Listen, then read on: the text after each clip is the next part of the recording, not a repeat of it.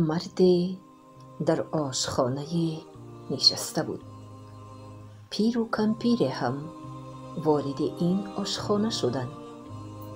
از سر و لباسشان معلوم بود که شرایط خوب ندارند. مرد به پیر و کمپیر توجه کرد. کمپیر به شوهرش گفت: دلم آش می‌خواهد. به اندازه آش پول داری؟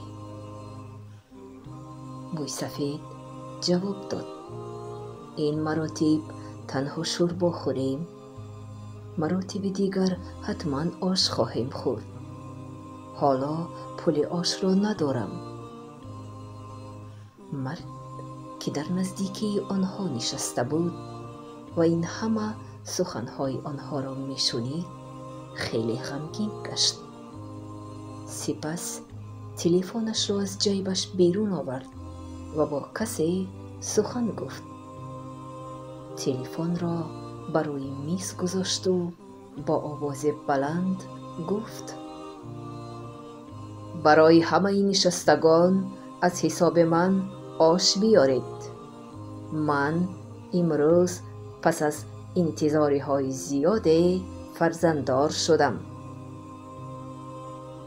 به همه، از آن جمله به پیر و کمپیر هم آش آوردند و آنها آش را نوش جان کردند و دعای خیر دادند. این حالت را مرد دیگری نیز نظاره میکرد. از بین چند روز گذشت.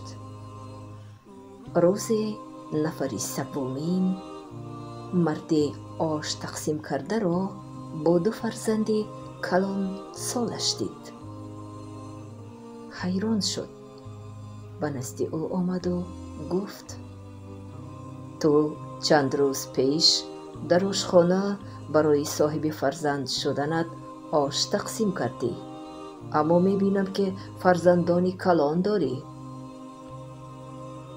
مرد جواب داد: احوال و سخنرانی پیر و کمپیر را شنیدم. اگر تنها به آنها آش میگرفتم شاید به عزت نفسشان میرسیدم و آنها را غمگین میساختم. به خاطر نرنجیدن آنها به تمام نشستگان آش تقسیم کردم. در تقسیم صدقه باید چنان رفتار کرد که به عزت نفس دیگری نرسی. صدقه برای شاد کردن است، نه برای غمگین ساختن.